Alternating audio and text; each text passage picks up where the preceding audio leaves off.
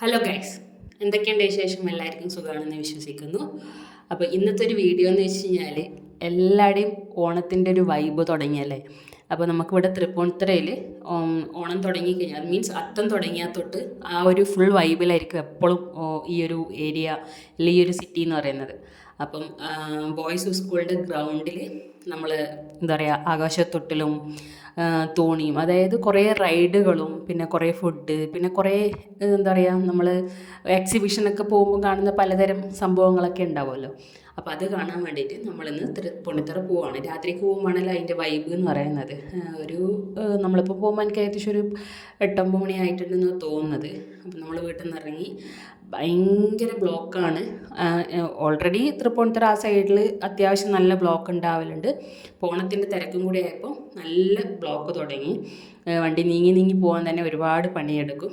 അപ്പം ബോയ്സിൻ്റെ ഗ്രൗണ്ടിലാണ് ഈ പരിപാടി നടക്കുന്നത്. എല്ലാ റൈഡുകളും ഉണ്ട്. നമ്മൾ പക്ഷേ റൈഡിലൊന്നും അങ്ങനെ കയറിയിട്ടില്ല. പൊതുവേ റൈഡിൽ കയറുന്നത് വളരെ കുറവാണ്. പിള്ളേർക്ക് ആഗ്രഹം ഉണ്ടെങ്കിൽ അവരെ കയറ്റുന്നില്ലാണ്ട് ഞാൻ നാശാണ് കയറുന്നത്. ഞാൻ തീരെ കയറാറില്ല ഇപ്പോൾ. അതുകൊണ്ട് പിന്നെ റൈഡ് ഒന്നും നമ്മൾ നോക്കിയില്ല.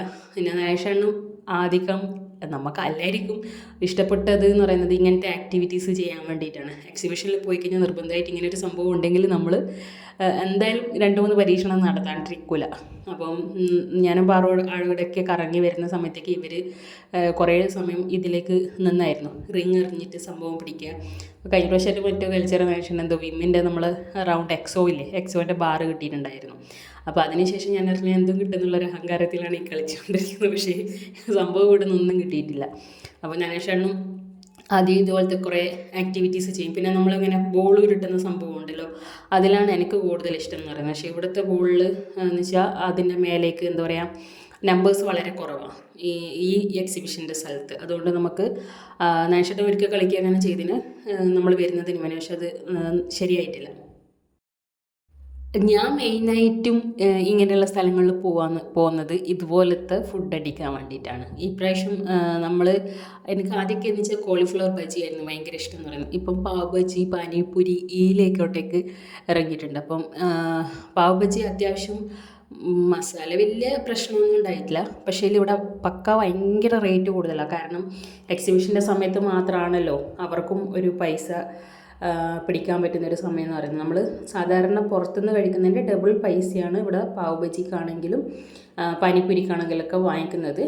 പക്ഷേ അതിൻ്റെ ഒരു ഗുണമോ എന്താ പറയുക ടേസ്റ്റോ ഒന്നും ഇതിനില്ല.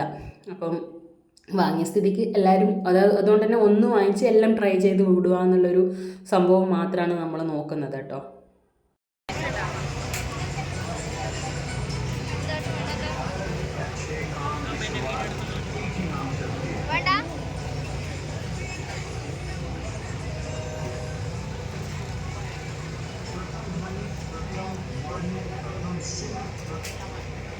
സൂപ്പറാ.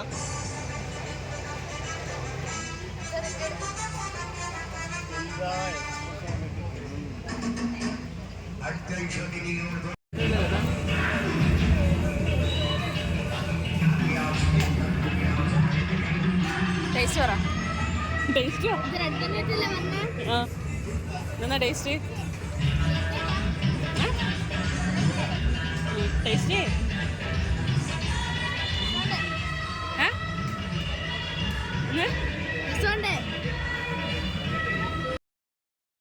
പാവ് ബജി കഴിച്ചതിന് ശേഷം നമ്മൾ പിന്നെ നേരെ ഐസ്ക്രീം ടേസ്റ്റ് ചെയ്യാമെന്ന് വിചാരിച്ചു. നാഷൻ ഐസ്ക്രീം ഭയങ്കര ഇഷ്ടമുള്ള സംഭവമാണ്.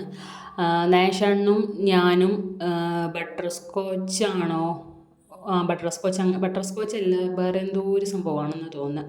അതേ ടേസ്റ്റ് തന്നെയായിരുന്നു. പിന്നെ ആദ്യം വാനില വാങ്ങിച്ചു. പാറു നമ്മളെ മറ്റേ ഈ ഒരു സംഭവത്തിൻ്റെ പേരെന്നായിരുന്നു റെഡ് വെൽവെറ്റ്. പക്ഷേ റെഡ് വെൽവെറ്റ് എന്ന് പറയുന്നത് നമ്മളിപ്പോൾ സാധാരണ വാങ്ങിക്കുമ്പോൾ അതിലുള്ളൊരു കേക്കൊക്കെ മിക്സ് ചെയ്തിട്ട് ഐസ്ക്രീം, അങ്ങനെയാണ് റെഡ് വെൽവെറ്റ് എന്ന് പറയുന്നത്. അപ്പോൾ ഇതിൽ ഫുൾ എന്താ പറയുക വെറും എസൻസ് മാത്രം. നമ്മൾ ടോണിക്ക് കുടിക്കില്ലേ, ആ ടോണിക്കിൻ്റെ ആ ഒരു ടേസ്റ്റാണ് റെഡ് വെൽവെറ്റിന് ഉണ്ടായത്. പിന്നെ വാങ്ങിച്ചതാണ് പാനിപ്പൂരി. കൊള്ളൂല എന്ന് പറഞ്ഞാൽ ഒട്ടും കൊള്ളൂല കേട്ടോ. ഭയങ്കര ഒരു വൃത്തിയായിട്ടൊരു ടേസ്റ്റ്. പിന്നെ ഇതിൻ്റെ ഉള്ളിലിടുന്ന നമ്മളൊരു ഉരുളക്കിഴങ്ങിൻ്റെ മസാല ഉണ്ടാവില്ലേ, അതെന്തോ ഇവർ എന്തോ ഒരു ഗ്രേവി, ഒരു ലിക്വിഡ് ഫോമിലാണ് ഉള്ളത്. എനിക്കിഷ്ടപ്പെട്ടിട്ടില്ല, എൻ്റെ മുഖേ തീരെ ഇഷ്ടമില്ല. അപ്പോൾ ഇതൊക്കെ കഴിച്ചു, ഒരു കടലയൊക്കെ കഴിച്ച് നമ്മൾ അവിടെ നിന്ന് ഇറങ്ങി.